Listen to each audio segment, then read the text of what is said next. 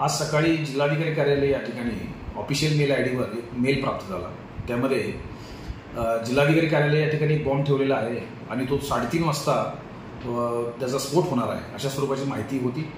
या अनुषंगाने आमच्याकडे माहिती प्राप्त झाल्यानंतर जिल्हाधिकारी कार्यालयातील सर्व अधिकारी आणि कर्मचारी यांना सूचना देण्यात आल्या, त्यांचे सहकार्य देण्यात आलं आणि त्यांना त्या ठिकाणाहून बाजूला सुरक्षित ठिकाणी हलवण्यात आलं।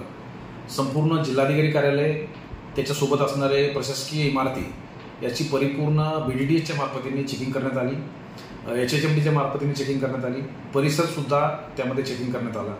याच्यामध्ये कुठल्याही स्वरूपाचं तथ्य आढळलं नाही आणि हा कॉल खोटा होता किंवा हा मेल खोटा होता अशा स्वरूपाची माहिती आतापर्यंत समोर आलेली आहे। या बाबतीमध्ये पालघर पोलीस स्टेशनला गुन्हा दाखल करण्यात येत आहे। ज्या ठिकाणाहून मेल आला होता याची अधिक माहिती घेण्यासाठी सायबर सेल, महाराष्ट्र सायबर सेलच्या संपर्कात आहे आणि अधिकची माहिती सध्या प्राप्त करत आहे।